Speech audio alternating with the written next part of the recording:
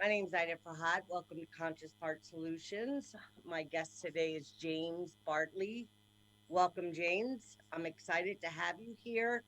I'm super excited. Let me just be clear about that. I'm really excited to have you on as a guest today.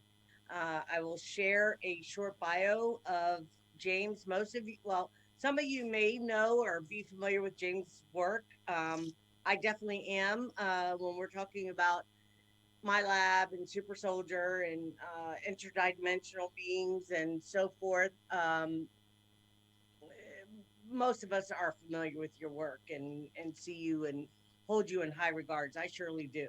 um, Quickly, James Bartley is an international lecturer and is regarded as one of the world's leading authorities on reptilian abductions and military abductions. My labs, having investigated these subjects for over 30 years, James has lectured in numerous places, including Philadelphia, Roswell, Las Vegas, San Diego, Memphis, Mississippi, Sydney, Melbourne, the Blue Mountains, Coffs Harbor, Byron Bay, and Brisbane, and was a featured speaker at the first ever REPCON in Bury, am I saying that correctly? Bury, England, in May of 2016. He has taken part in numerous webinars and was featured in the first ever full length documentary about reptilians called Don't Mention the Reptilians. James' podcast is called The Cosmic Switchboard Show, and we will make sure that all his information is added to into the comment section for anybody that's interested. I highly recommend you go back into his work. There's so much information that you could really become well aware of a lot of the agendas that are playing out. Um, so he has the Cosmic Switchboard. Also, James is also available for consults about alien abductions, military abductions. He has a Facebook page under his name, James Bartley, and I believe there's a group there as well. Yeah, the Cosmic Switchboard has a Facebook group. So there's plenty of ways to reach out to him. And I started years ago in 2011. So it's been a long time. I've been a follower of James and have learned a great deal from him. Welcome, James. I am so excited to have you. Thank you so Uh, much for coming on.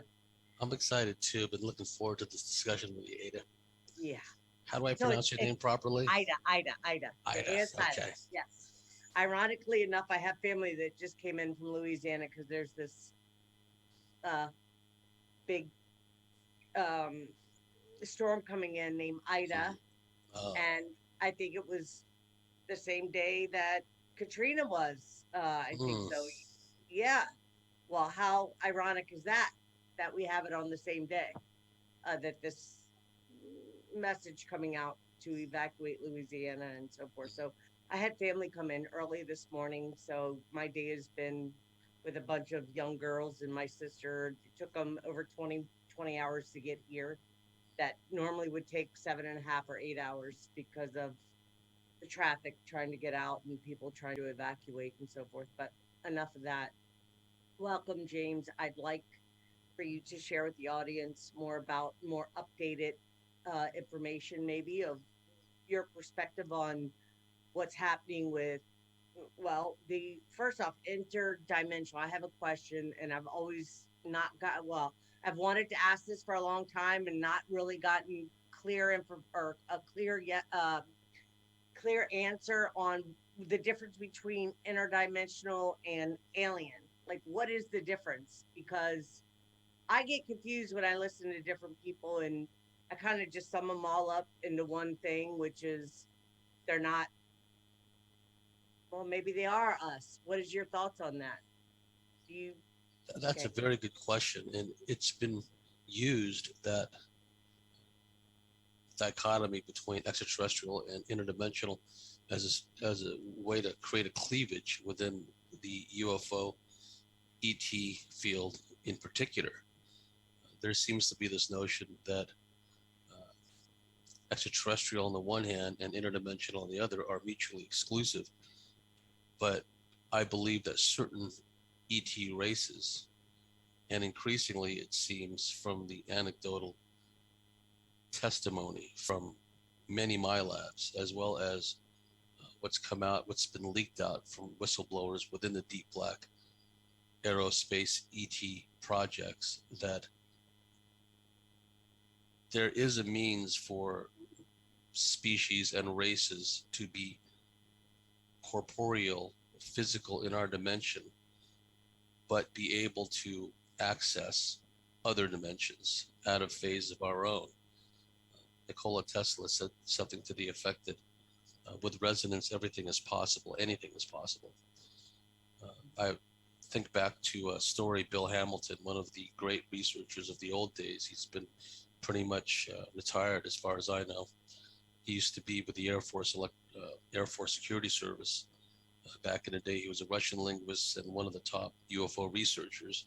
He developed a lot of sources in the Antelope Valley, where the aerospace community, a lot of it is based. And one of his sources told him of a device found on board one particular craft. It was a craft that was recovered in Vietnam in 1958. And within the craft was a device which they referred to as I think it was called a transspatial resonator. And what this device did was it allowed the occupants to calibrate the craft and the occupants to the resonant frequency of whatever universe or dimension they wanted to enter. Think of two bubbles side by side, each beating or resonating to a separate frequency, just out of phase of each other. This transspatial resonator allows the occupants of that particular craft, that particular species, to go from one to another and back again. Now, we that have had astral travel experiences, many of us, Mm-hmm. we know that the places that we've been to astrally, they're more than just dreamscapes. There seems to be societies in some of these places, activity. There seems to be structure, some degree of density, physicality. I know on one occasion, I hadn't quite, lack of a better term, raised my vibe enough. And I left my body astrally and was trying to pass through a window to go on astral travel, my bedroom window, but I couldn't do it. I got about a quarter of the way through. I felt the texture of the glass, and I realized, well, I'm just not in the proper state to do this. So I willed myself to back out of it. So the point of relevance is that everything depends on frequency and resonance, and some ET races have mastered the ability to not only operate extensively in our plane of existence, in our cosmos, but in other ones. And there are other races or species or intelligences that more or less operate out of phase of our own, but can still interact oftentimes with malign influence upon human beings. I've had Jerry Marzinski and Sherry Sweeney on my show, and Jerry has been in the psychological field for over 30 years. He used to work at the largest sanitarium, mental asylum in Georgia, which was the largest in the world at the time. And then later, he worked in the prison system in Arizona, where he interacted with a lot of so-called schizophrenic inmates. And he has taken issue with the whole concept of schizophrenia because it describes all the audio hallucinations, voices in the head, etc., to just a chemical imbalance of some sort, right? Whereas he's a firm believer, as am I, that the voices that many people hear, the intrusive thoughts that can malignly influence people's behavior, character, and hence their destiny, that these voices are coming from very real intelligences. And these particular intelligences, many of them I feel, are interdimensional. They're all around us at all times. Some people have, for lack of a better term, a better firewall than others. They can block and screen out these intrusive thoughts and voices, others not so good. And certain drugs, crystal methadone, the whole family of amphetamines in particular, can really open one up to that type of malevolent manipulation. So that's just another example of how the interdimensional can interfere with us. And I do believe, and I'll explain more, in the second part of our discussion here, how some drugs, some treatments, let's say, I referenced crystal meth, illicit drug use, but certain pharmaceuticals and certain treatments, let's say, can really open people up to, lack of a better term, entity possession. And I do believe, I refer to negative entities, be they extraterrestrial or interdimensional or subterrestrial, because that's a whole another category that's part of all this. Beneath our feet are large cavern systems where there's just a whole variety of different species that live within the bowels of the earth. And there are some quite advanced civilizations down there that want nothing to do with the surface world. They think they hold this beneath contempt. Other civilizations down there are of the archontic variety that would like nothing more than to manipulate us and enslave us. And actually, in many cases, particularly the reptilians down there, some of the reptilians down there actually use humans as a food source. So that's a whole other category. One more point about the whole concept of extraterrestrial and interdimensional and subterrestrial. It's not mutually exclusive. You just take the case of the reptilians. Some reptilians are literally extraterrestrial. They come here in craft, or they come here through stargates, and they're from other worlds in our cosmos, other constellations, what have you, star constellations. Many of them have set up bases here. Them and other ET races have set up bases here, underwater and underground. They've been here for so long, they might as well be considered Earthlings, and manipulated the surface population for so long, manipulating the bloodlines, intermixing their DNA with our own, creating a hybrid priesthood class, if you will, the ruling hybrid plantation managers, which are causing all these problems for the human race. They're not human. The consciousness working through them is not human.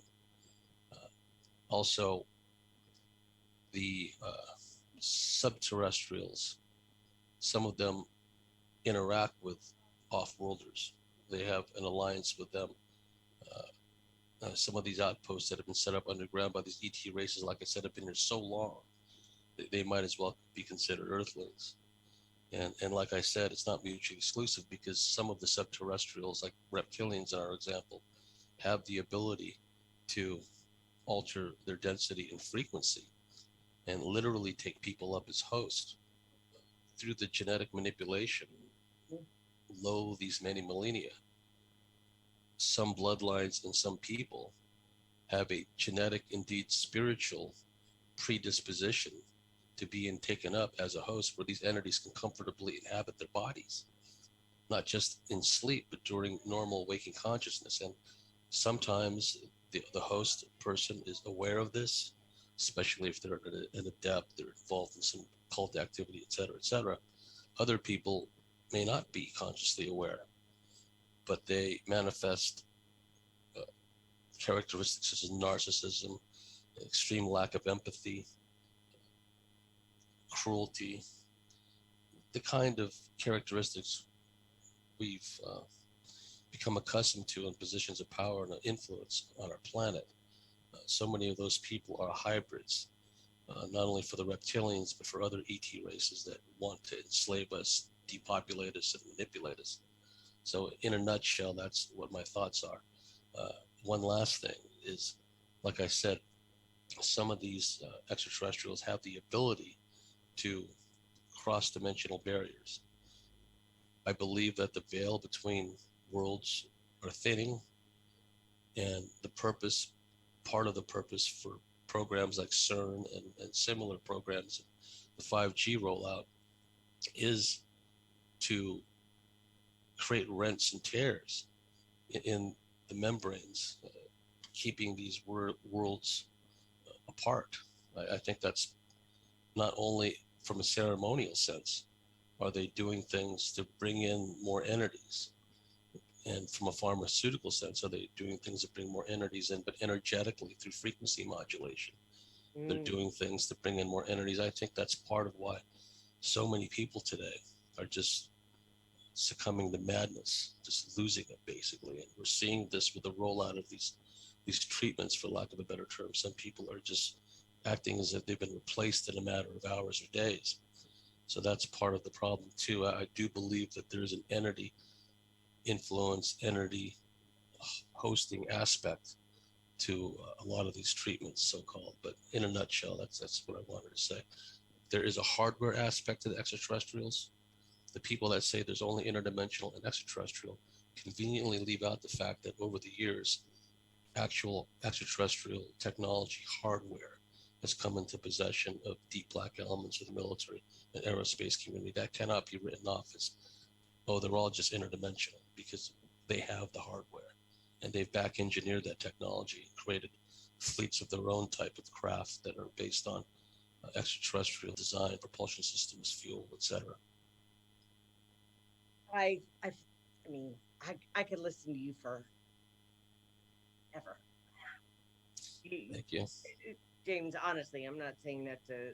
I learned so much from you, and while I um am definitely able to receive the information and feel into it and know that what you're sharing is definitely I feel accurate. Well, I mean, your experience with, I mean, through the years that I've watched you, your experience with doing lectures and on the Dracos and so forth and so on has just been, out of everybody that I've listened to, has been more influential on making sense of my own experiences to understand and put things together. But there was a couple things that I wanted to I, um, mention, and one is you are absolutely correct. I was one of those people that used to take medication. I was diagnosed ADHD, bipolar, so forth, so on. I don't take any of those medicines now, but I definitely remember feeling wide open and getting a lot of negative thought forms during the time I was on these medications. But I do have a strong firewall, if you will, and fully aware that I was being um, it's almost like an impeding uh these thought forms are almost, I don't know how to explain. I don't get it so much anymore now, but a lot of people do go through these and they lose their minds. They end up in these sane asylums and um situations and mental hospitals where they're diagnosed with all these different illnesses, and the medical field really doesn't have answers for what these people are experiencing, and it's unfortunate. I mean, I didn't plan for our conversation to go that way, but now that you've mentioned it, I definitely am sensitive to it because I remember my own experiences of them showing up at my doorstep and considering taking me away, and I told them to get the hell out of my house, excuse my language, quite literally, and they did. And that was during the time when I was being highly targeted and so forth. So I've been able to put a lot of my own experiences together through listening to you and other people. But what I was going to mention to you was Simon Parks had a badge that he was holding up that said the Royals Air Force. Do you know anything about that? The it You mean the British Royal Air Force, RAF?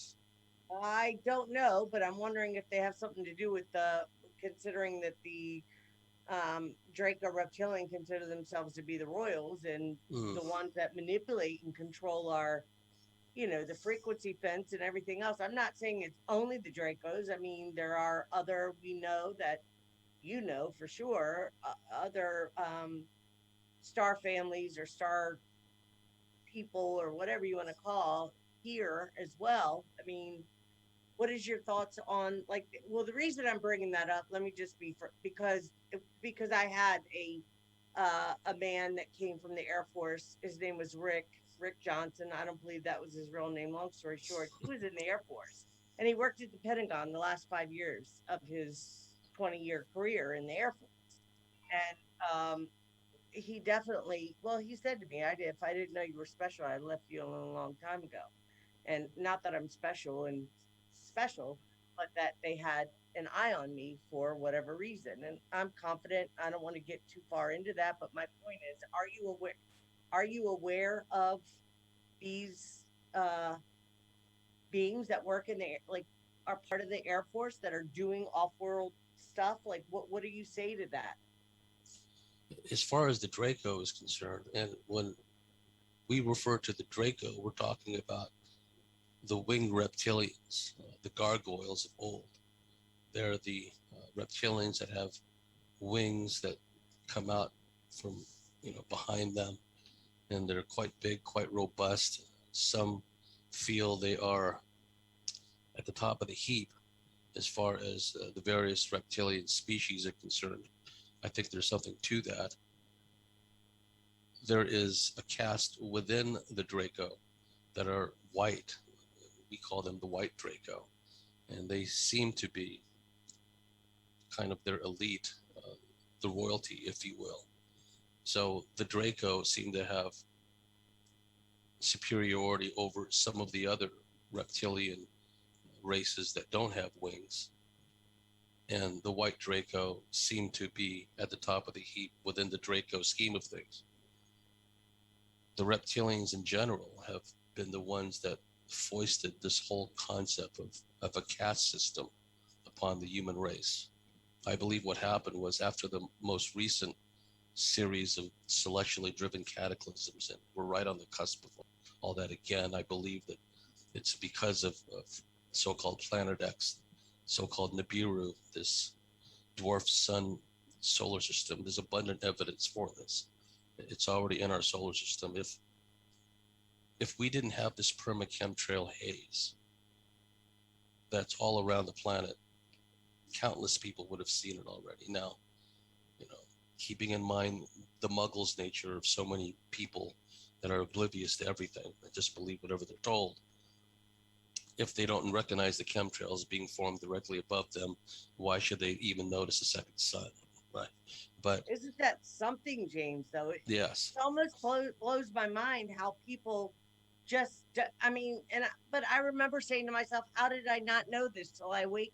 When I had my awakening, it was almost like, it was so overwhelming and mind blowing, the information that I was becoming aware of and what I knew I could feel. Like I said, the information that you shared, that I could feel that what you were saying was, I mean, it's mind blowing how people just don't get it. I don't understand. And there's so much more information now than it was. yes, and Yeah. at the risk of meandering off on all these different tangents, but trying to stay on course, there has been this comprehensive hybridization program. On the one extreme, you have these reptilian Draco human hybrids that have been genetically engineered, whole bloodlines of them, which turned into the royal families, which turned into the ruling financial elite bloodlines. And they're not only in our face publicly on TV, but even more importantly, they're behind the scenes manipulating things. And, they're into cult worship.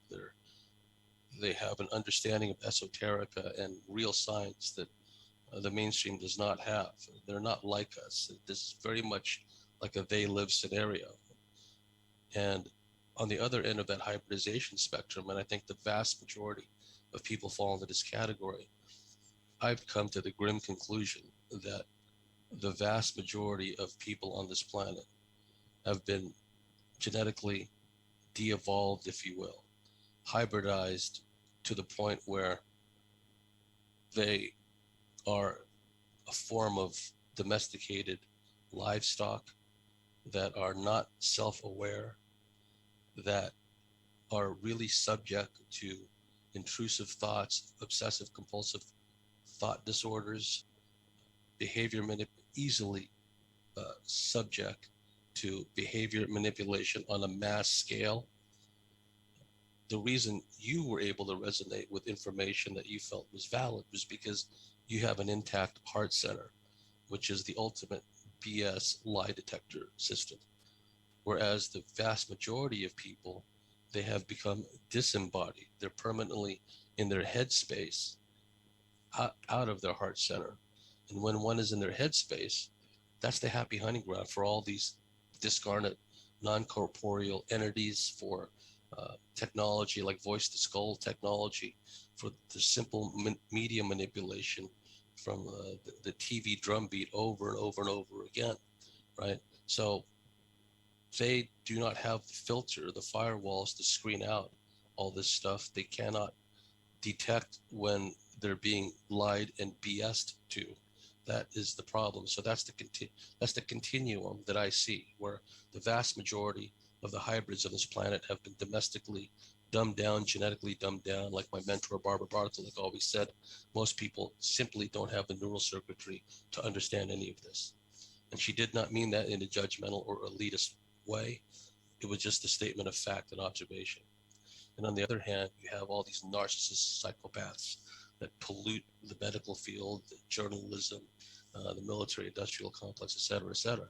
And cycling back to the whole thing about the Dracos, they're the ones that foisted this caste system upon us, made it seem normal that there are classes, upper class, middle class, lower class. And then you have the extremes in India for many years, where you have the untouchables at the very bottom, and at the top, the Brahmin class. And that's all reptilian elitism is what that is. The, the normalization of servitude and serfdom and slavery in the lower classes. And look what they've done. You had all the masses of people predisposed to being servants and servitors of the system. And then you add decades and decades of cultural Marxism, indoctrination, brainwashing. So not only are they oblivious, kind of non-self-aware beings, but they are defenders of this tyrannical system. What they have done with the genetic predisposition towards being taken up as a host, towards being manipulated by these intrusive voices, and then on top of that, the cultural Marxism, is they've created in the masses of the public a psychological dependence on the government. So it doesn't matter if you come to them with a boatload of books, internet links, uh, medical abstracts, documentation, peer reviewed from some of the top. I mean, that's the irony, Ida, is you and I can go to BitChute or some other website and just see this testimony from doctors, from immunologists, from That's orthopedic correct. specialists, et cetera, et cetera. It's all there. But if you were to present that to your average abnormie, muggles, in the Harry Potter scheme of things, not only would they not be able to comprehend it because they lack the neural circuitry, but the programming is such that they will reject it outright, even be hostile towards you. So they become a defender of the system. They're part, without even realizing it. They've become part of Sauron's army, to use a Hobbit, Lord of the Rings analogy, right? So that's what we're dealing with here. Is you have on the one end of the spectrum all these hybridized narcissists, psychopaths, and then various degrees, gradations downward to the other end of the spectrum, whole hordes of these hybridized people. And this only came about because in the most recent series of celestially driven cataclysms between 9 and 12,000 years ago, because they lasted for quite some time, the survivors of the earth, there was a lot less people on the surface after all these cataclysms. So these genetic engineers for the Draco reptilians and the mantis beings, we can't forget about the mantis beings as being major players in all this. They looked at the surviving population. Oh, we can work with this. And then they began imbuing their genetics, their genetic codes, They move people away from symbol language, which speaks to us at a soul level, to an alphabet language, which shunts us into the left side of the brain. Languages require dogmas, priesthoods to enforce those dogmas and laws and rules. The Right. eradication of the divine feminine, which was a key aspect of the Draco reptilian mantis control system, Oh, because no, women in brother. general tend to be so connected energetically to their surroundings and what have you. So, and then you look at today, the massive inversion of what passes for feminism. That's all Draco. That's all reptilian, anti-life, anti-human. Everything is an inversion. Everything is a distortion. Right? So, in a nutshell, and trying not to be long-winded here, when one asks about the Draco and the reptilians and their genetic hybridization, uh, that's it in a nutshell. And within that framework, within that scheme of things, there are specialized hybridization programs. Like, for example, the interest that the deep black military had in you, it's because within your DNA profile exist innate metaphysical powers and abilities, not only from your ancestral bloodline, but my educated guess would be within your DNA profile are elements of ET DNA, because you are the sum of all your parts. I don't believe someone like you would only have had incarnations on Earth. You probably have parallel existences on in other worlds, other dimensions, and you came here on assignment like a lot of us did. So that drew the attention of these deep black elements, and also getting around to your question also about the the alliance, the working in unison between deep black elements for the military on the one hand, and lack of a better term, non-human life forms on another. That has been going on for a long time. Even in the famous Roswell events, there was a survivor of that, of those crashes, and was kept alive in Wright-Patterson Air Force Base for a number of years until, according to Tom Carey's sources, some psychopath decided to kill it for, medical examination, right? So just from that story alone, the fact that a survivor of the Roswell crashes, because there was actually more than one, uh, a survivor existed, that alone would have started the whole ball rolling in interactions with non-human races. Never mind the sub rosa cult, esoteric connection that adepts, warlocks, major, maguses have had, shamans, medicine men. It's not all bad. Medicine men, medicine women have had with non-human intelligences since the dawn of time. That's been going on all along. So what happened with Roswell and similar UFO crash retrievals, and then eventually interactions and meetings with between the deep black military, aerospace, and these non-human beings, off-world beings, is that was where the twain met. Many of the deep black military aerospace people were themselves parts of these fraternal orders. The serpent orders, the which William Bramley talks about, the Brotherhood of the Dragon, uh, the oldest form of worship on this planet that we know of is serpent worship, and heliocentricity, worship of the sun. But again, there's connections between sun worship and serpent worship. So through the fraternal orders, through the Freemasonry and Rosicrucians, what have you, you already had all these hybridized bloodlines and people that were Draco reptilian bloodlines in positions of authority and power in the military industrial complex. And then magically, right, all these crash retrievals start happening again.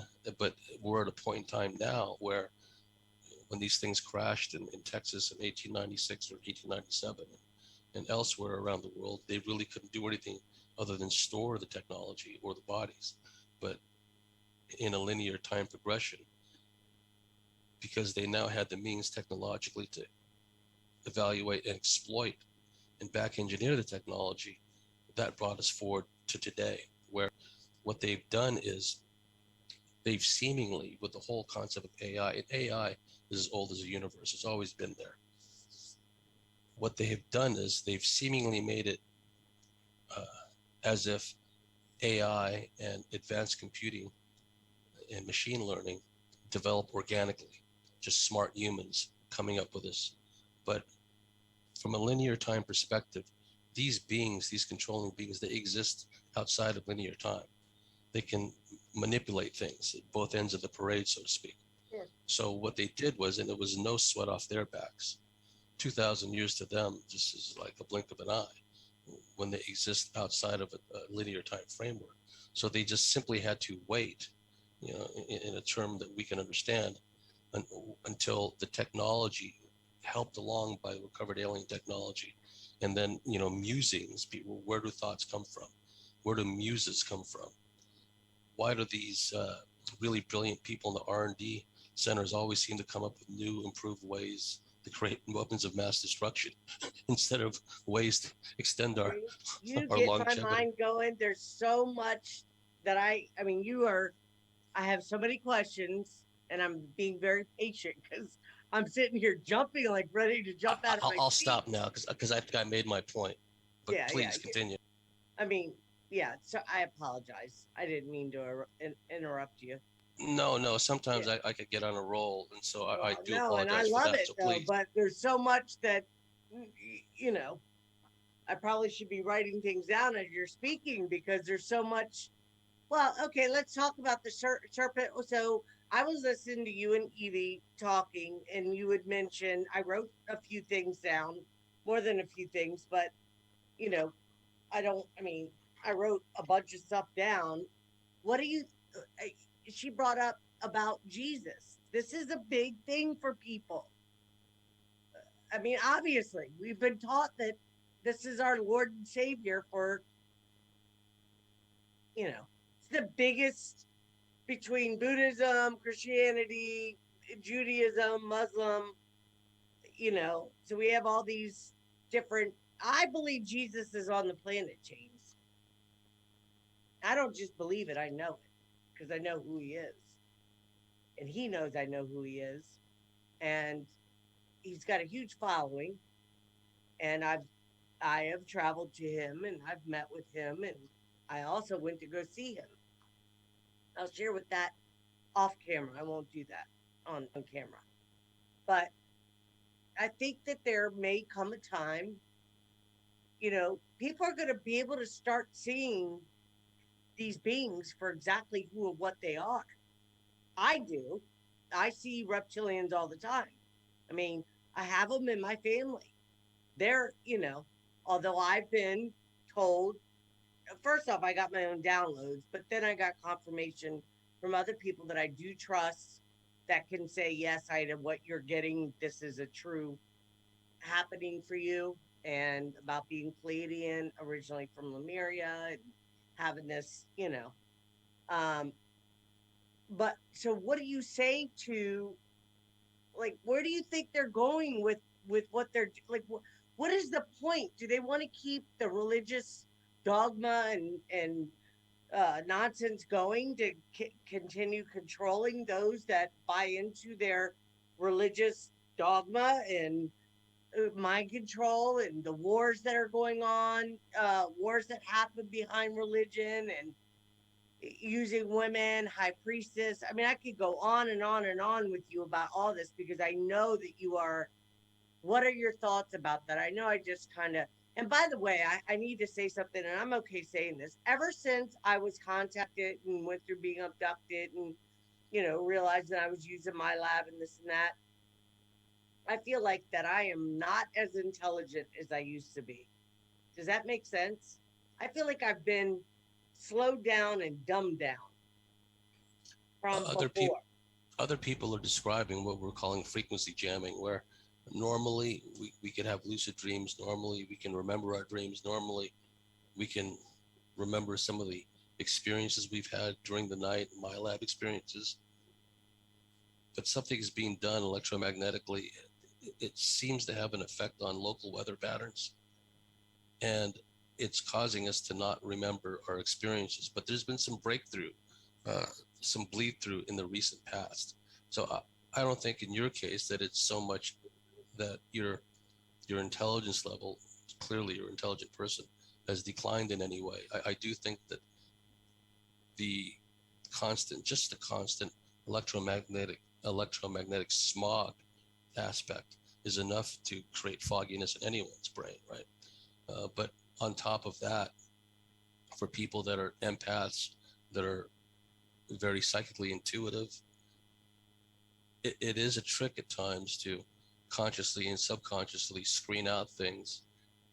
And of course, you factor in even people that make a point of being holistic and natural and eating the right food and avoiding non-processed food, still because we live in a highly toxic environment, intentionally so. All of that can tend to dull the senses, and that's part of the control mechanism. I mean, I liken, the analogy I use is when you and I, when we have pets, for lack of a better term, we love on them. They're part of our families. We Sure. ensure they have good food, good water, clean water, get plenty of exercise. But because of this animal farm, huge terrarium program that we seem to be under, it's quite the opposite. The air we breathe is made toxic. The food we are presented with is toxic. The information we're given is the distortion of the truth and inversion of the truth. Everything is bass backwards. And bass backwards is a level of stupidity and manipulation magnitudes above ass backwards. That's how bad bass backwards is, right?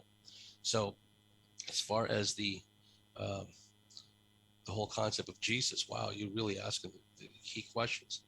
There was one experience I had where I was laying on a table. I was surrounded by these entities. It was very dark.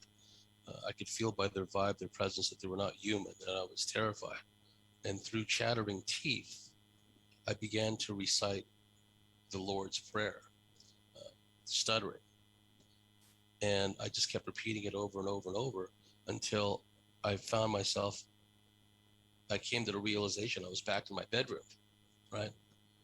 And then I was still repeating, stuttering through chattering teeth, the Lord's Prayer. And if someone were to say to me at this moment, James, can you recite the Lord's Prayer? I think it's the 39th Psalm or whatever it is, I can't remember. Uh, to walk through the valley of the shadow of death, et cetera, et cetera. I couldn't, I can't recall it word for word now. But at that moment, when I needed it, right, I was able to. And I've heard, anecdotal stories from others. There does seem to be power in the name of Jesus Christ, Yeshua ben David, however you want to call it. And so to me, the fact that it does seem to have this spiritual power, which seems to have an effect on negative archontic beings. When I use the term archon, to me, it's a generic umbrella term that describes every negative parasitic entity of every dimension, of every Right. frequency, subterrestrial. They're all archons to me, right? Right. If Right. they manipulate humanity. And so it seems by the anecdotal testimony of many people that the name Jesus Christ, the invoking of the name of Jesus Christ, seems to have the ability to knock these creatures back and send them packing, right? So that works for me. And my views on organized religions have evolved over time. Clearly, what we're seeing now with the Catholic Church overrun for so long by adepts, warlocks, pedophiles, etc., and how they're so malleable from the standpoint of whatever the current agenda is that's being promoted, the bogus climate change, all this stuff about diversity, all this stuff about inclusiveness. The Catholic Church is all for that now, right? Because the Catholic Church for lo these many centuries has been a control system. Look what they did, the so-called Albigensian Crusade uh, George, against yeah. the Cathars. They George just slaughtered them Maxwell. all. Yeah. Yeah, Jordan Or- Maxwell talks a lot Yeah. about that. Yeah. And well, and also suggesting that Jesus admits that he's Lucifer at the end of the Bible, and one of the in Revelations, and I always thought fascinating because I think there's a lot of confusion. Even Yeshua and Jesus, some would suggest it's not the same being. Um, I'm aware that there's a name Azula in Istin, which was the original Mary and Jesus, if you want to say Mary Magdalene Jesus. Um, and I have some memory myself that I've tried to make sense of. Eh, you know, um, I don't know what to think anymore. Of course, I want to believe that. Yeah, because so much of our history has been deliberately memory hold, obscured, distorted. Uh, the fact that our recorded history, as far as Christianity and the Old Testament is concerned, only goes back 2,000 to 3,000 years, and even the Egyptians, their cosmology states that they go back, and I mean the dynastic Egyptians who were distinct from the natives. I mean they've done DNA tests on some of the pharaohs that were mummified, and they found that some of them have type A blood, which is uh, typical of what we would perceive to be Nordic type looking beings, right? Uh, and the mummification was such that we know some of these mummies had blonde hair and blonde eyelashes. Right. Okay, so clearly this Nordic element had come in, and there's always been this intertwining, enmeshment between the Nordic and the serpent reptilian, because the reptilians frequently pass themselves off in many abductees will tell you this, that they pass themselves off many times as Nordic or Palladian beings, and that does not mean that Palladians and Nordics don't exist as such. It just means that these reptilians, long before the term shapeshifter became commonplace in our field, many of us knew that these reptilians in particular had the ability to alter their density, frequency, and assume guises of military people, of famous actors and actresses. Many women describe, for example, being seduced that night by whoever their particular crush is, whether it's Tom Cruise or some other person. The entities know this, and then will assume that guise and seduce her, rape her, basically, right? So when we're talking Nordics and we're talking Palladian beings, that has to be taken into account. And the fact that the ancient Egyptians were thoroughly steeped in serpent worship. I mean, look at the Kingdom headdress with the cobra and all that. That does not mean that they were all 100% reptilian, because we know in even the best, most benevolent societies, this reptilian infiltration occurs. And then you begin to have these secret societies and sects, SECTS, which are like diametrically opposed to what the main group is doing. They're fomenting their own rebellion, if you will. And that's what this is all about. Everything to do with creation, true divinity, the true natural process order of things is being subverted on a cosmic scale. Mhm. And this planet, because it's been essentially a closed system for so long, all the information, the information we have about Atlantis and Lemuria, for example, is anecdotal, based on people like you and I and our memories, past life experiences, or what we've picked up and learned along the way. We know it's real. We know that these societies, these civilizations existed. We know that we were part of them, right? And then you add on all the work of Edgar Casey and what have you, that which provides a lot Yeah. of Yeah. insight into that. So that's another aspect that must be taken into account, that the Jesus story, as we understand it, goes back I only a couple of yeah. thousand years. What was Jesus doing prior to that, right? In whatever incarnation he was in before, like in Atlantean times, for example. I think James, I love listening to you. I mean, so many things go through my mind, but I think that I think there's still great effort just to be able to keep things under control. I think a lot of people would lose their mind to find that There's no savior coming for them. They're so they're so dependent on something outside of themselves to make them so that they feel safe. Like there's somebody outside of them that's, I don't know if we want to say savior, but that's something, be it government, religion, some deity, whatever, anything. Because that was the hardest thing for me when supposed to be Greek Orthodox. I don't practice religion. I do live a spiritual life. Am I a person that sits and meditates all day long? Absolutely not. I have my moments of meditation. I sit still, I get silent, I go into my heart. I really do my best to think things through before I make major decisions about anything. And I'm truly self aware in that I am conscious and aware of my own thoughts, what I feel is important to me, what I value, people that I highly respect and look up to for guidance. You're one of them for sure. Um, and there's not a whole, I mean, I give everybody respect and I'm cordial and polite and kind to everybody, but there are certain people that I definitely, see as that I trust and value their information more than I would another.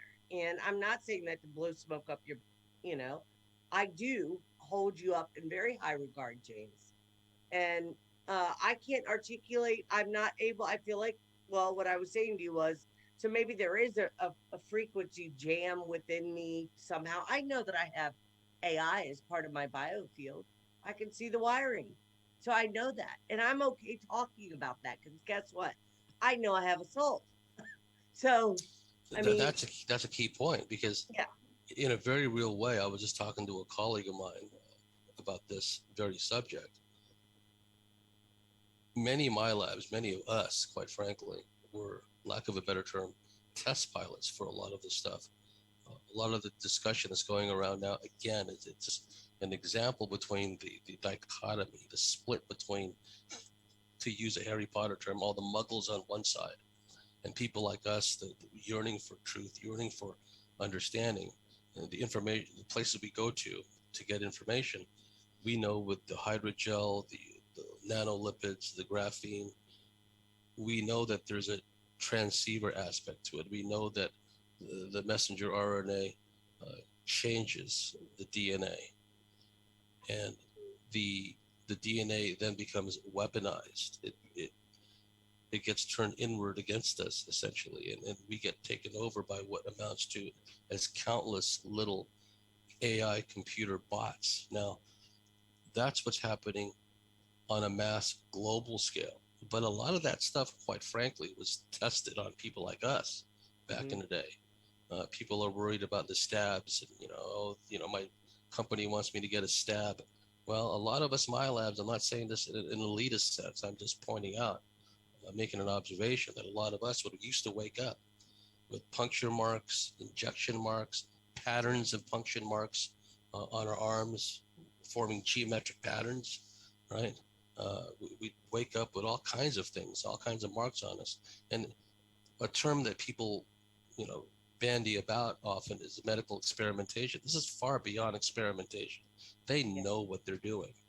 And just to complete a thought I was making earlier, what they have managed to do was, when everyone talks about AI now, and I would I would make the point that AI is only a dreaded, fearsome thing in our dimension. I think that in higher, more spiritually evolved dimensions and planes, AI is user friendly. It can help advanced, benevolent, spiritually oriented civilizations. Whereas in our, and what they're rapidly doing is pulling us lower and lower into a lower fourth dimension. I would argue that we're already in a lower fourth dimension now. What they did was, because they exist beyond linear time, it was a simple matter of waiting until the technology, aided along by alien infusion of alien technology, and also working through these hybridized scientists, R&D people, chemists, uh, people in the biomedical field, et cetera, to a point where it could seem that this mass AI rollout is organic, i.e., Earth based, Terran based, but nothing could be further from the truth. This is all alien in inspiration. It was the aliens, lack of a better term, reptilians, Draco Mantis beings, helped certain factions of the Greys that made this whole AI, graphene, nanogel rollout possible.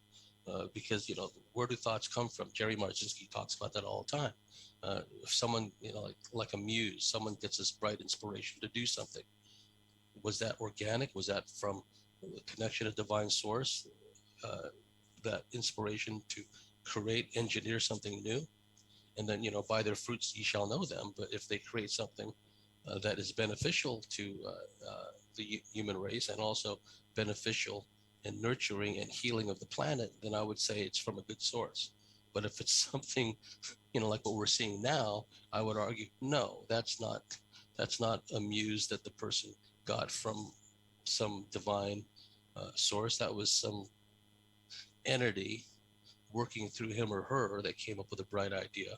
And because they're predisposed through genetic engineering, through neurological manipulation and what have you, they seem to come up with this bright idea, but it's not really their idea, right? And I would argue that some people, some of these like Fauci types, right? Oh, I mean, you look at him, what an entity that person is, right? I would argue that some of them, not necessarily Fauci, but others like him in our example, they know they're reptilian hybrids. They know that they're not quite human. And that's where this elitism comes from. That's where this seeming, you know, um, this notion of having the power of life and death in a godlike fashion comes from, where they could just say, decree yes. that we're just going to wipe you all out because you're no longer of use to us, and we can lie through our teeth because we're answering a higher calling, because it's all hierarchical with them. There's all these intermediaries where you and we have a direct connection to source because we have an activated, ever expanding heart center. That's No, right. to them it's all clawing over each other's back, and domination and subjugation always at someone else's expense. So, just people need to keep that in mind, that what we're seeing now is proof positive that there's an alien force behind all this thing, because it's 100% anti-human, anti-life. Celeste Solum gave an interview for David Icke one time, and I almost fell out of my chair because myself and my colleagues were talking about these archontic beings want to create a reverse polarity spin in our entire plane of existence to plunge it into a truly hellish dimension. And we're starting to see the broad outlines of that now, right? Excuse me. So when Celeste Solomon was talking about how, from her vast study of all the research papers of all these biotech firms, and it turns out that these biotech firms are intent on changing the DNA not only of humans, but of every plant, every animal on the planet, Yeah. reversing the spin, Yeah. because everything in our reality spins or oscillates or resonates at a certain frequency. When I heard that, I was reminded what me and my colleagues were talking about how these dark forces want to reverse the polarity, the spin of this entire plane of existence, and plunge it into a negative, hellish. Why? I don't mean to interrupt you because I'm getting very anxious. When I had my awakening, or when I initially, I think well, I've had many moments, but my major Kundalini activation, when I heard they're killing and raping my children, that's what I heard. And I was using telepathy. Everything I say was manifesting. I literally would know what was going to happen before it happened. I was actually, it gave me a great deal of anxiety because I didn't really understand. That's when my DNA was activated, and I didn't fully understand, or I had my Kundalini activation. Everything was just opened up, and I didn't really know what was going on. I wasn't scared in that I knew that there was something pretty amazing and miraculous. It felt that way, at least, until the targeting got really heavy. And that's when I had reached out to you years ago. I don't know if you remember that you and I had connected probably about 7 years ago. I think it was at least 2014, 15. I don't know, maybe a little later than that. It might have been a little I think later. you were in Washington D.C. at the time, right? Yeah. I'm in Yeah. Florida now. I moved away just to I had, for my own sanity, to move away and get away from, because I don't believe I'm being used. I was told that I was using 220 and back, uh, 20 and back, and I have some memory, but I don't have a whole lot. Not like some of these other people that have come forward, and I surely won't make up stories. If I don't have them, I don't have them. What I do remember, I share it. Except some things are very private to me, because I don't think that it's not my place to. Maybe one day it will be, but not now. I don't feel comfortable sharing some things because I just don't think it's beneficial for anybody at this point. But anyways, meaning my DNA and memories that I have of Jesus and Mary and all that stuff. I just don't need to go there. I was very angry for a long time, James. Very angry. And I wanted answers. just to Yeah. interject very quickly, and I'd like to, hear your thoughts more on this. Others have talked about having past life memories of living in biblical times, Yeah. being part of, Jesus' entourage, inner circle, call it what you will. So, I mean, I definitely know I'm part of that. yes. So Mm. it's not unusual for my labs in particular to have such memories. So I just thought I'd just point that out. Well, I appreciate that. It's my understanding. I mean, I don't know if you're familiar with Christopher Jacobs and Sean Bond. These are two guys that I definitely appreciate their work, and they've helped me a great deal and try to, help me to make sense of some of the things. But in this, I woke up to on my news feed about Ida AI gone rogue, from a guy that was working with Miles Johnson for a while. I can't remember his name right this moment, but long story short, I knew that he was referring to me because I had in dream time the night before, remembering I had full memory of hanging by my feet and they were trying to push me into an electrical board and blow me up, and I was able to escape. I remember Simon Park saying to me, Ida, they don't like that you know who you are and what you are. And I thought a thought, and I didn't say anything to him, and he was able to read my mind and said, "You're clearer now than I've ever seen you." And I'll just say that. And the thought I had, I'll share with you off camera. I will not do that here, but I'm fully aware of who my, and I consider past lives parallel lives.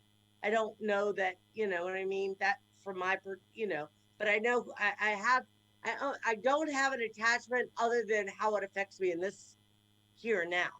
Otherwise, it's like reading a Yeah, book of I think that's the history. whole lesson to be learned Yeah, is, how can these past parallel lives, because it's all the eternal now anyway, how can yeah, they benefit us in right, what's going on now? Right? right. And I'm not angry. I was very angry. I'm just not anymore. I just realized that there's my biggest thing out of all that I've learned is that nobody's coming to save me. That I have to take full responsibility for my own healing, well-being, intelligence, awareness, heart center. Most importantly, what I allow, what I'm willing to engage in, and what I'm not, and to really think for myself. How do I give my power away on a daily basis? And how, and we make compromises so that we can engage with family and friends and people, we just so that we can get along. And I'm not willing to do that so much anymore, James. I have a voice that, my family thinks I'm the youngest of 12 kids. They think that I'm too much for them, because I talk about things that make them uncomfortable because it challenges their belief system. And I'm not trying to convince anybody of anything. I just, some simple, basic questioning would be helpful. Just saying. I Well, mean, yeah. Like for example, and I'm philosophical about this too. We talked about this. It's to the point now, the point in time now. We know people that have gone down from the stab. We know people that are going down from the stab. The effect it's having emotionally, all these restrictions and lockdowns, draconian mhm. measures that are being enacted, is having an extreme effect emotionally, psychologically on people.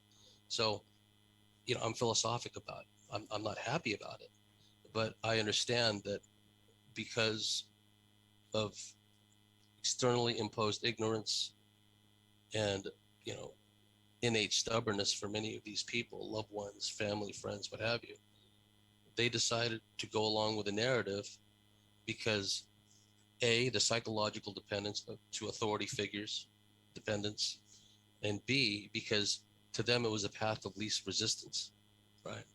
It's well, I can't do this, I can't do this, I can't do this, I can't do this, and my business is suffering, so I'm going to go along with it. Yeah. They've been channelized in a certain direction, and the hypnotic drumbeat over and over, stabination, stabination, stab, stab, stab, right?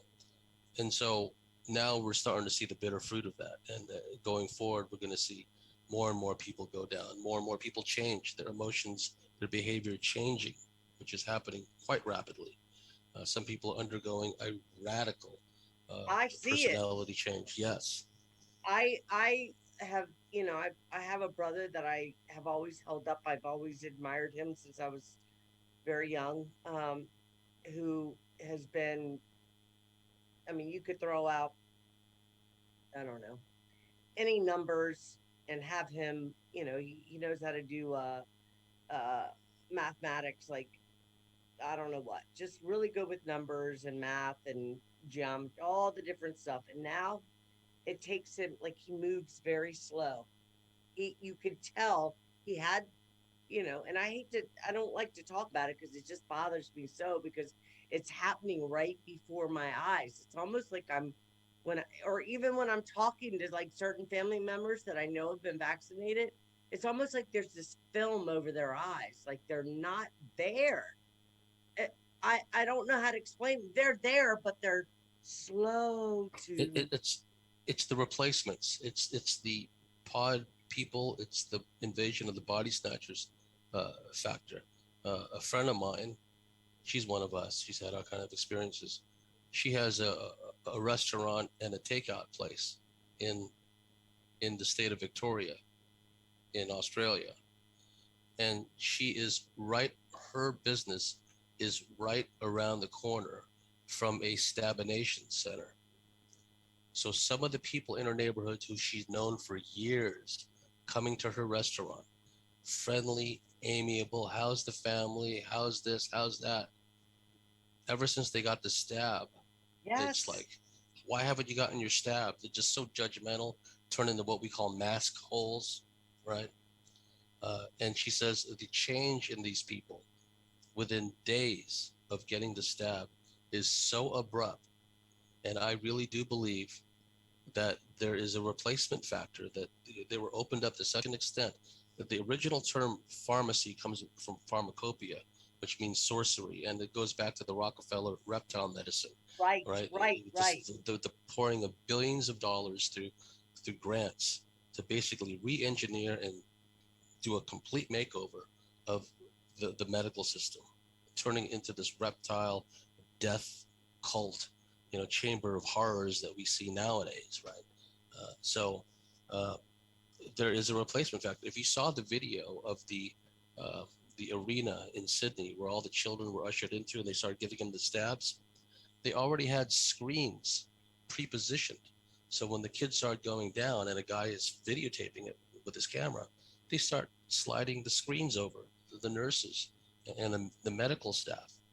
So they already had the screens there ready to block out from view, if someone goes down or a kid goes down, which they were going down, right? James, it's so heartbreaking to think about that these It children. is. So when we're It's, talking about the medical system as as people understand it, it's a chamber of horrors. It's always been like that, but now yes, it's just gone through the roof. it's just So so in our face. I'll tell you, I had said no to the flu shot, I don't know, a million times. And so I had my awakening in 2011. 2012, I moved into this apartment, a condo in downtown Silver Spring, called the Silverton. Jay Parker refers to TON as being a code for the Masons or any secret society where they know they can find their people there. I went through, all kinds of stuff that I just don't talk about anymore because I don't think it's, maybe one day I will. But I said no to taking a flu shot, I don't know, 1,000 times. And one day I said, okay. And what was interesting was, and I learned this, there was a African man pharmacist that was always working, and I don't know if this has any like influence on my decision, But that one day I went in there, it was a white woman in a white coat behind the cat. He had gone on vacation. And I said yes. So I don't know if it was something like under mind control or code that I could trust her to get the vaccine for, take the flu shot. But I sat there and I sat and my apathy sat in or settled in. And I looked at her and I knew I should get up and move, but I didn't, James.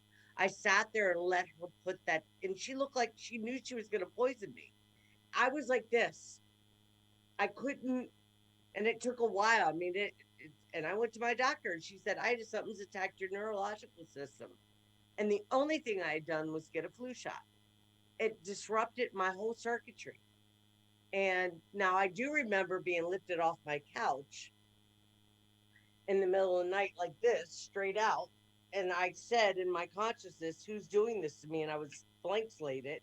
So I often tease saying, "I hope it was my star family coming to remove that shit out of my body." Uh, excuse my language. Yeah, it was horrid.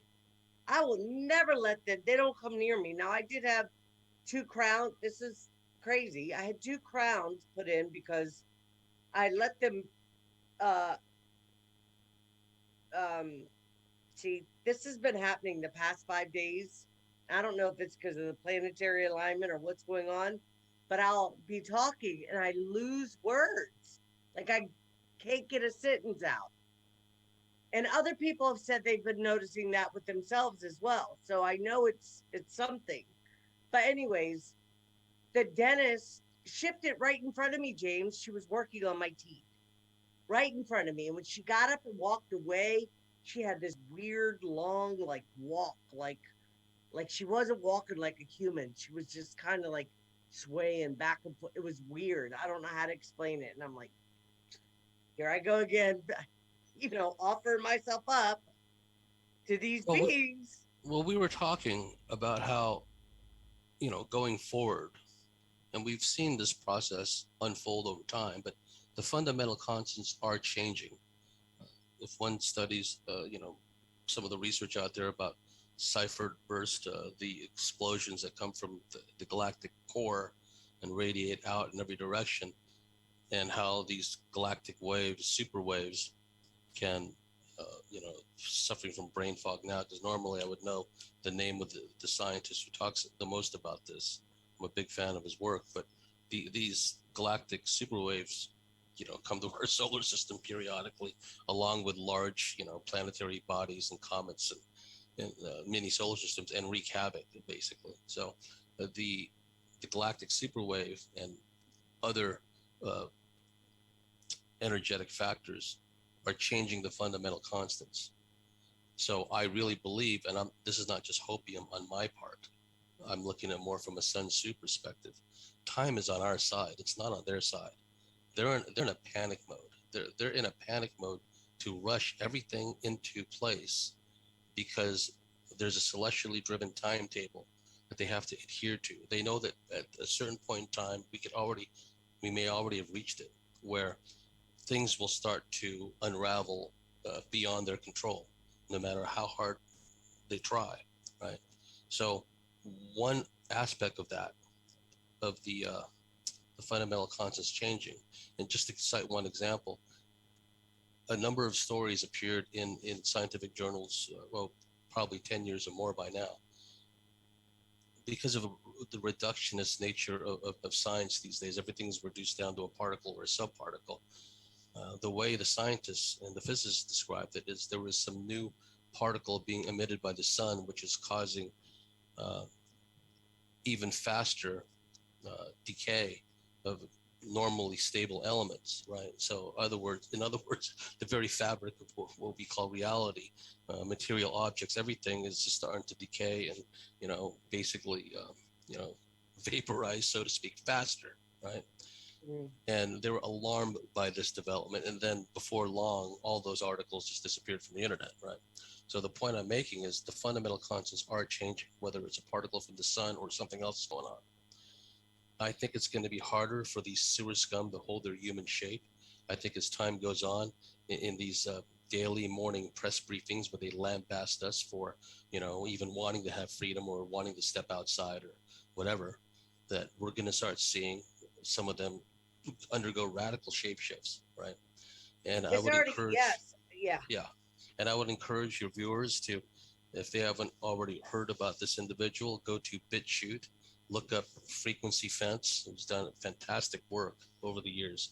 All of his or her stuff was scrubbed from YouTube, disappeared, forgotten, had no idea what happened to him or her, and then BitChute is created, and then voila, there is Frequency Fence again. And what Frequency Fence does is, among other things, he or she gets all these clips from Hollywood movies and then freeze frame and shows when these morphs take place, when this well-known actor or actress starts to shapeshift.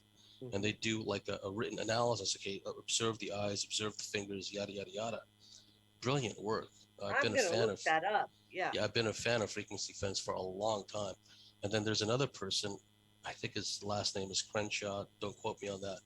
But what he's done is he's got videos on BitChute that shows news presenters where suddenly they just start speaking gobbledygook that doesn't even make sense, or they freeze and they just look at the camera like something has gone on in their I've minds, or seen that. I've seen they're some of like those. Yeah. in weird cyborg fashion, like blitzed out or something. So I think we're going to see more and more of that, and they're not going to be able to stop that process. They're just going to unfold because they know by this point, they know that the vast majority of the muggles, the sheepanoids, the vast majority of them will just go along with whatever narrative is being currently spewed out, no matter how contradictory it is to the narrative last week. It doesn't matter anymore, right? They're just going to continue lie and lie and lie, and they know because the masses are hypnotized, incapable of independent thought.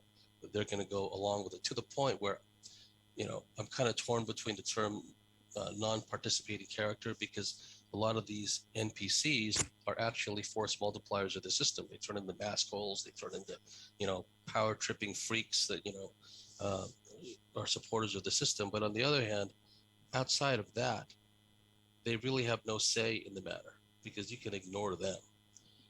I think what's going to happen is as time goes on, what they're supposed to be, I hope it happens, a mass trucker rebellion, for lack of a better term, in Australia, where the truckers were I really the just, only, yeah. they were really the only people that could make a difference, because they said, because they don't want to be stabbed in order to, cross state borders, what have you. And, their businesses have already suffered immensely from all this. So they've said, we're not only going to go on nationwide strike, we're going to block their highways. And now, from what I understand, the bikers have come on board. Hmm. And what that's going to do is it's going to make people on the fence. And by that, I mean, they've already had their businesses suffer. They've lost their businesses. They've already seen how it's personally impacted them. They've seen one or more of their loved ones go down from the stabs. Those people, those people are, I feel, going to go on the side of the truckers and the bikers and against all this. Now, the sheepanoid muggles, they're not even going to be factors. What's going to be interesting is as time goes on, because the muggles have to eat, the cops have to eat, the doctors and nurses have to eat. If the truckers shut everything down, it begins to have a cascading effect on all these key nodal points in the infrastructure. That's going to have a major impact. It has a potential to have a major impact. And after a while, even the muggles will be screaming at the government, what are you doing for us? What? We've done everything we wanted you to do, and now we have no food. Well, you know what? You made your own bed. And here's another thing, too. A lot of people think, oh, all these ambulance drivers and paramedics and not doctors, because doctors seem to be exempt from the stab, but nurses, now they're joining our side because they're refusing to take the stab. Oh, not so fast. There is such a thing as redemption. There is such a thing as accountability. But just because they're opting out of the stab doesn't absolve them of taking part in and turning a blind eye to all the Absolutely. I atrocities agree. that they've Yeah, seen that's right. that's happened, right. But suddenly it becomes an issue when they're mandated to take the stab. Oh, wait a minute, you're not joining my side. because each one of you have a responsibility now, right? Because you're starting to feel the pain the way we've been feeling the pain. So it's incumbent upon them, if they want to get on our side, they got to earn the right. And how do they earn the right? By going public, by putting out videos, by going Yeah. talking about this, right? It's because the path of least resistance is just to like hunker down and, hide for cover. Well, I'm not going to take the stab, but, I'm just going to mind my P's and Q's. And well, that's not good enough because they've taken part in a mass murder factory for long enough, right? So, they're like rats abandoning a sinking ship. And I want to make the message very clear.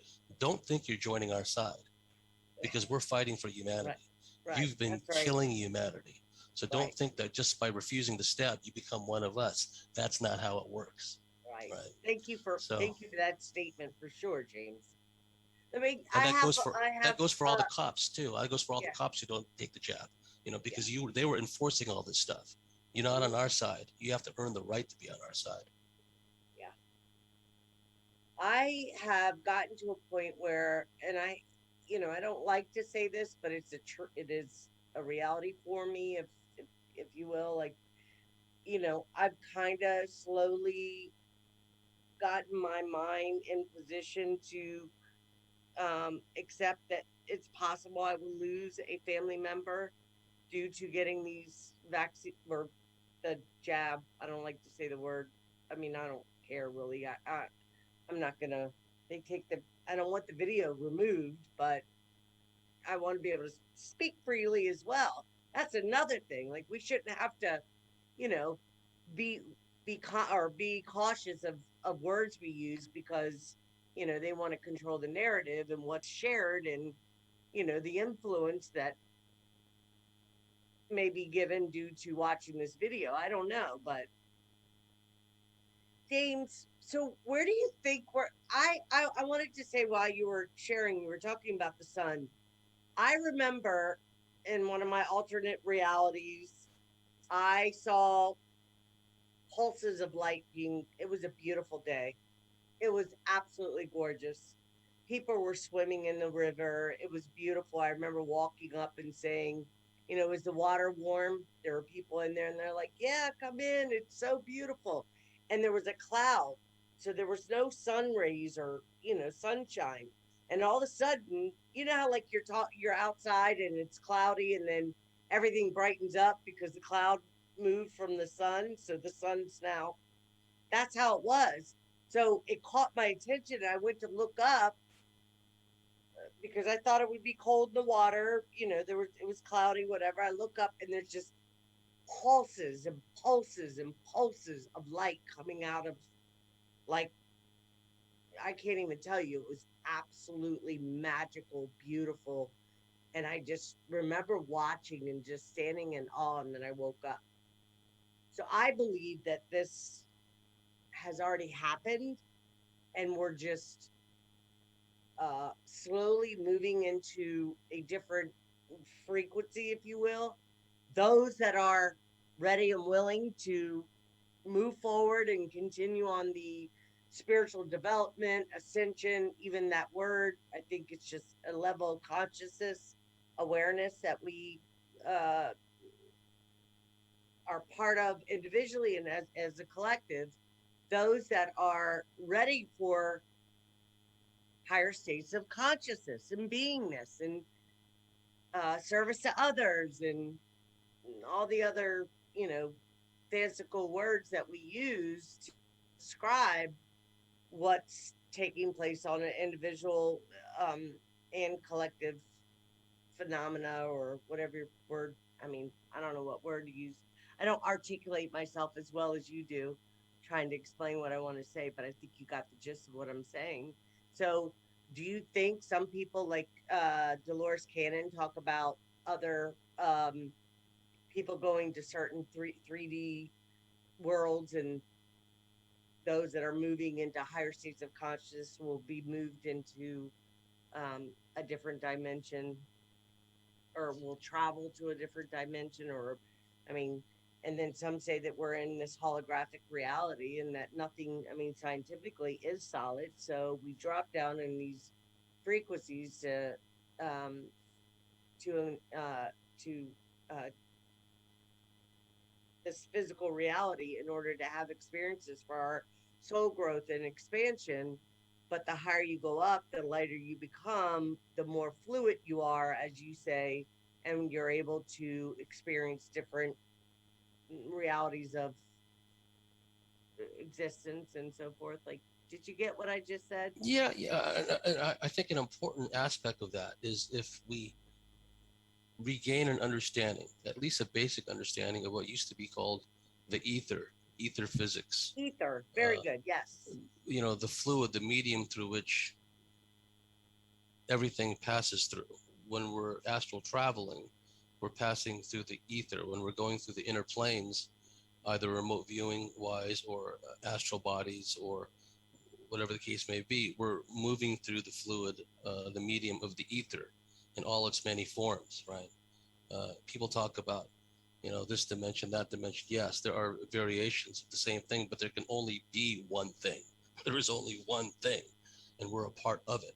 So, what they've done with the manipulation of science, mathematics, astronomy, astrophysics, etc., it's like the mathematicians have taken over astrophysics. Everything is, reduced to a mathematical formula, and uh, what they've done is they've marginalized and been dismissive of the old concept of the ether. Now, what's interesting is all these adepts, warlocks, black magicians, they know the ether is real because they work with it all the time. And what happens with these deep black aerospace uh, military programs is oftentimes what they will do. David Adair is an example of this. If you go look up David Adair's work, rather than recruit somebody out of MIT who's already been brainwashed by what passes for modern science and modern physics, and this happened to a friend of mine, right? What they do is they set up all these science fairs, especially in the old days in the 50s and 60s, science fairs, competitions, and it's really a means of recruiting. So when they see a young kid who may still be in high school, right, and they also set up trade schools where in these engineering and electronic schools, the professor may actually be an NSA asset, for example.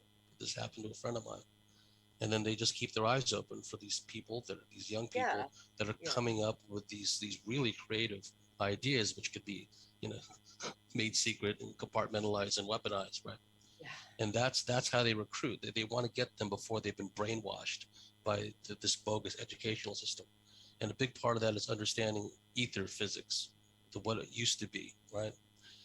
Because the ether pretty much explains everything, the plasma electric nature of the universe.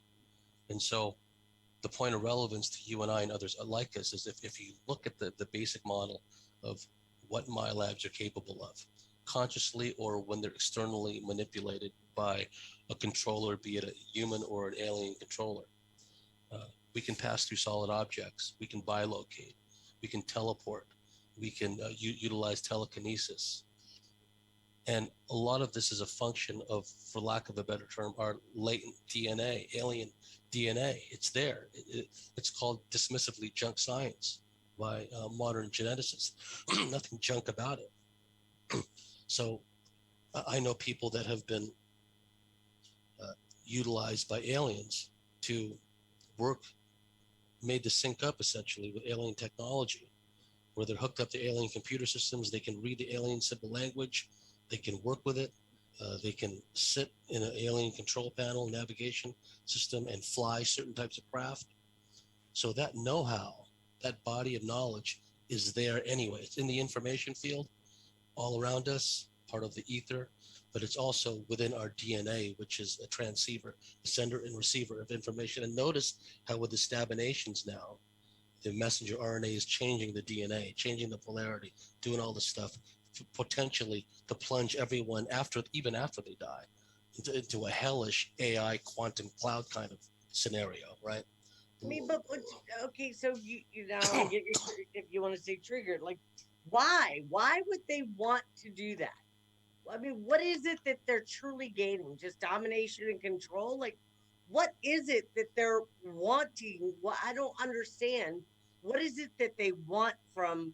doing this, but just so Yeah, they had so I think it goes I, back to the celestially driven timetable that they know that there's going to be a mass uh, and they're going to extinction lose level power event and anyway. control. They're going to lose power and control, so they might as well get their money's worth, so to speak, by attempting to plug everyone into, the consciousness of all these people into an artificial cloud, so to speak. Now we know from my lab and alien abduction experiences, astral abductions are real. Every legitimate alien abductee has been, most of them have been astrally abducted. We know deep black elements of the military, mind controllers, they can astrally abduct people. So we already, as a template, we know our consciousnesses can be hijacked from us and taken someplace, put into a virtual training environment. That's already happened to a lot of us. So if you scale that up, and then they start putting all the stuff in the stabinations, and then the frequency modulation kicks in later. Maybe already have started with the 5G. The potential exists, like I was saying. Doesn't mean it has to happen. But I'm saying that the technology and the potential exists to plunge a lot of people's consciousness, even after they've shed this mortal coil, after they go down from the stabs. Okay. So what I'm saying is we have it within us to transcend that. Up till now, from a MyLab and alien abductee perspective, these parasitic archontic aliens and these military controllers can exploit our experiences. When they send us back in the morning, it's like, if we left with any fragmented memories at all, that was a weird dream. Meanwhile, they've used us off world, they've used us, synced us up with alien technology, all this other stuff. Point of relevance is all that capability resides within us already. And one doesn't have to be a MyLab. I mean, you see the disciplines all over the world, the yogis, the medicine men, the medicine women, the shamans, right? And look at the efforts they've taken, to eradicate the divine feminine, divine symbol language, the the, the traditional shaman culture all over the world, and then label it as as voodoo mysticism that has no basis in science, right? And then on the other hand, look at the efforts that they've made to maintain this shame-based persona. Okay, well, these aren't holy divine bodies. These are blood bags. We're shame-based, born in original sin, yada yada yada. From day one, the shame basing occurs to get us out of our heart center, get us into our head space, which is a happy hunting ground for all this programming and all these marauding entities giving us all these bad thoughts and influencing our behavior, right? So if they'll go to that extent, the point of relevance is if they go to that extent, the shame basis, they're terrified of us. That's what I Well, take away from it. that's yeah, You know what I yeah. mean? Well, that's exactly how they've manipulated. I mean, I can just speak just from my own experience. I mean, I don't mean to continue to refer to myself, but that's really the only real reference I can give from my own experience, right? Knowing my own experience, what I've experienced, I do my best to make sense of it. But yeah, shame has been a big for all of us. I mean, especially in, I'm Arabic, I'm half Arabic, Palestinian, and my mother's Irish Scottish, right? So in the Arabic culture, it's a common, and it wasn't that I grew up. My father was quite a lover. He was a ladies' man, and did his thing and whatever. So I wasn't like my brother and sister both married Arabs. I didn't, but it's almost like it's naturally in the DNA already to be submissive to our husbands, or to be to walk around in shame or feeling not equal to our man or whatever. I don't know if equal is the right word, but always having this idea that we're not uh powerful or good enough or not valued and so forth. Unworthy. Unworthy. There you go. That's right.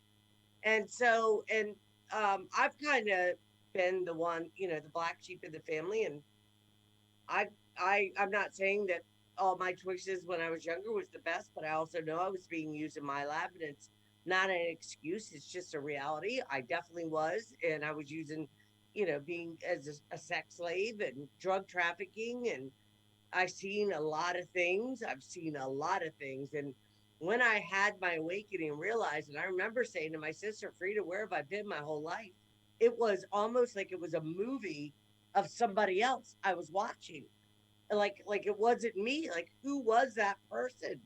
It was quite like that cut and dry. Like, James, I don't know how to explain it, but it was.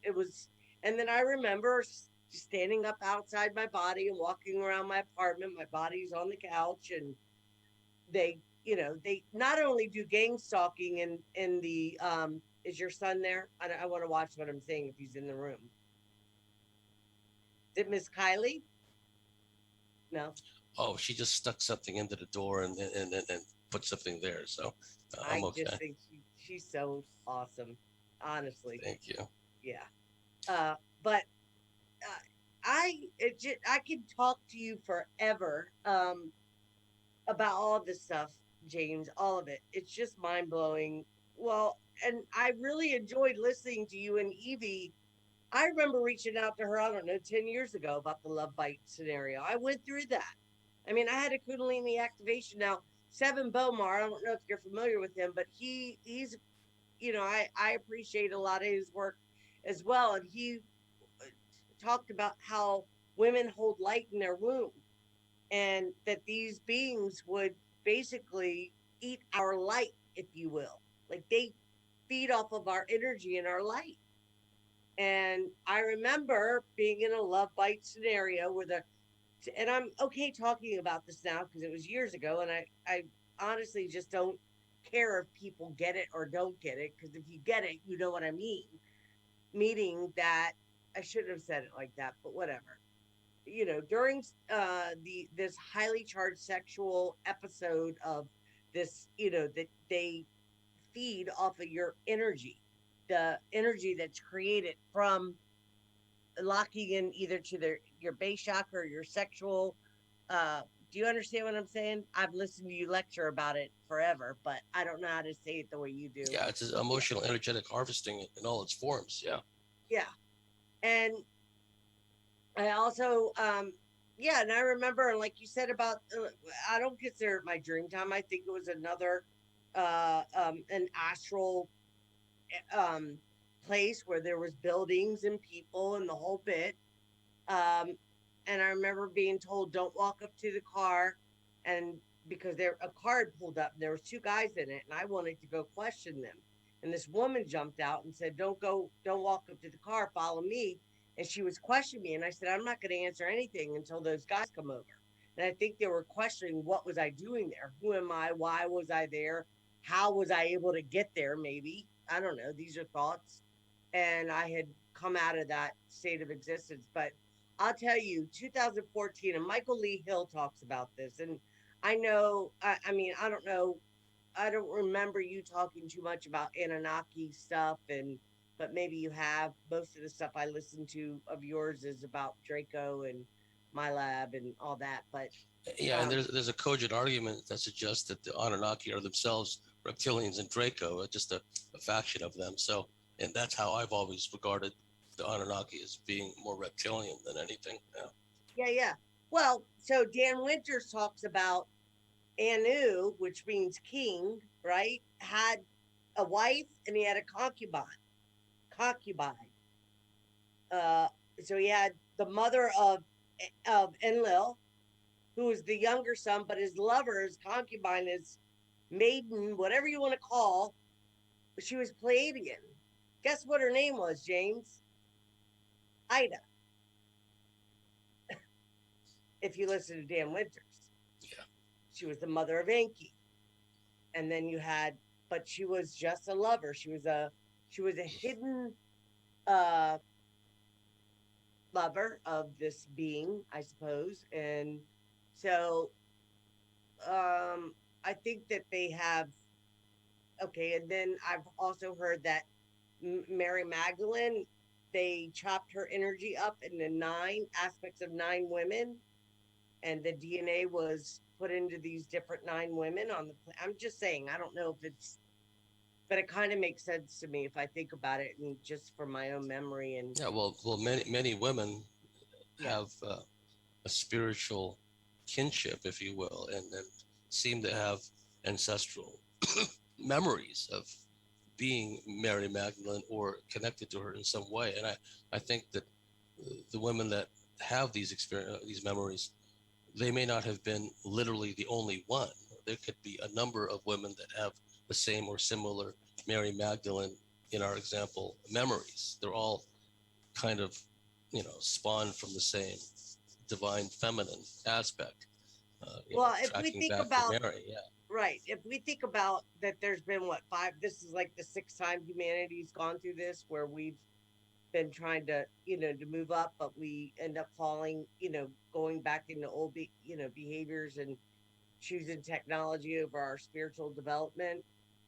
How many times that we've started over and it's the same replay or repeated these cycles, these same, and yeah, and energetically, if we understand there's an oversoul, and so this could be, I mean, I have no attachment of being anything other than who and what I am here and now. But it is fascinating to me. And I also understand that the word Eve and Magar means sex. It's not actually a person, so to speak. Although, from the reptilian perspective, it is, because they, like, for instance, Simon Parks claiming to be the atom and talking about I don't know if you know that, but he did. Anyways, uh, that they talk about the green eyes, that there's less than 2% on the planet, but on the planet that have green eyes, but it's a particular color green eyes of the 2% that were used in part of the power structure in past lives. And those are the ones like the Max Spears and other people that were um, targeted or used in these My Lab programs, and Sarah Adams, and, of course, they don't have green eyes, but I'm saying that they hold this DNA from ancient, uh, maybe back in the Egyptian days and so forth. So my point, and what I'm trying to say is that, and you talk about this too, is these bloodline families that are being. Are you okay? Is everything okay? I don't want to. I know that we talked. It's a little past. I could talk to you forever, and I don't want to hold you up, especially if she's just getting up. I would love to have you back. It's More, the more. Where? What, oh, it just James? like these come a certain point in time because excuse me, asthma kicks in, and the more I talk, um, it's just a bugbear of being a podcaster from down under because the time zones are so off, right? Yeah, yeah. I mean, the only way I can get certain interviews in is either early morning my end or late at night my end, right? Because so many people in North America are already asleep or something by the time, you know. So it's just one of those things where I got to get certain things done before the house starts to come alive. You know what I mean? Right. So I don't want to hold you up anymore, but I would love to be more. I'm not one of these interviewers that are like so structured and have everything perfectly. Just to have you on and be able to Oh, have this discussion with you. I Yeah. want you on my show too. Please, I'm extending the invitation, and Oh, well, that would. Yeah. yeah, and definitely, and Well, the James, members you would be section. my first yes. I'm saying yes to you because you Oh, okay, cool. kindly extended. Well, I've been invited to others, and I haven't been ready, but because your knowledge and wisdom and your experience and your intelligence, I know that you would be able to help me get out what I'm trying to say better, or at least articulate myself. Um, One, and I trust you too, and not saying I don't trust everybody, but I am particular about who uh, I've only done James Rink, and that was many years ago. And I'll tell you, he got phone calls from people saying the reason she's being attacked or targeted is because of who she is. He called Mhm. me up. We talked about it, meaning my DNA. Some people are still able to look at you and tell you the DNA you have, who Oh you are, yes, there's all no that. doubt looking at you that there's something even within the MyLab abductee scheme of things that there's something unique about yours, which makes it of interest to one or more parties, right? So Well, I appreciate you so much, James. I think you and Kylie are amazing. Your son is thank a you, handsome young man. I thank you. wish you both, yes, absolutely. And I would love to come on your show anytime. Oh, I mean, I cool. would need some help getting out what I Oh, I well, we don't could know why. Yeah. we'll flesh all that, and I know come the day that you'll do fine, you'll do great, and Oh, you'll I be an appreciate. inspiration as you are. to my listeners as well as already to your listeners. That's my whole thing, James. Yeah, is I do want people to know that we are going to get through this. Those that are ready and willing to do the inner work and really step up in their sovereignty, and just if you could just, think things through before you make decisions. Don't you Yes, and learn how and to not be respond. in a state of high anxiety and high emotion when you make those choices, right? So Yeah, that's important. yeah.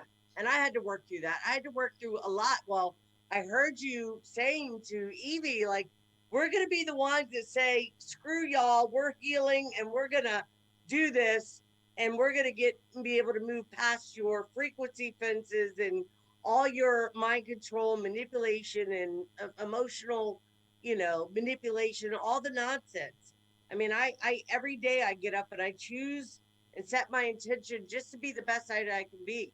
And I'm not perfect, but I am very conscious and aware of my surroundings. I pay attention and, I try not to be on guard, like defensive, but sometimes I feel I have to, I don't know if the word defensive is right, but at least, say, hey, wait a minute, something's making my radar go up and Yeah, I need to pay attention. situational awareness is Yeah, just yeah, there you something go. that That's we right. need to unconsciously cultivate. Yeah. Where it's there all the time. We just don't have to be conscious of it. Yeah. So thank you for coming on, James. Thank you. I appreciate you. And maybe, again, when we'll see how things go by the end of the year, maybe you'll consider coming back on. And I, Oh, I'd love to. It'd be an honor. Thank you yeah, so much. I appreciate it. Give Miss Kylie a big hug and kiss. I haven't met her yet, but I feel her energy. I think I really do. I take up for my sisters that are awake and aware, and I am a lover of them, meaning not in that way, but, let's do this. Let's empower, help each other, support each other. It's so important. It really is. I'm not saying men haven't gone through some stuff, but us women, we need to stand up together and in a unified way. I'm not a man hater. I love men, James. And one day I'll meet me a beautiful beloved and I'll be able to have that as well.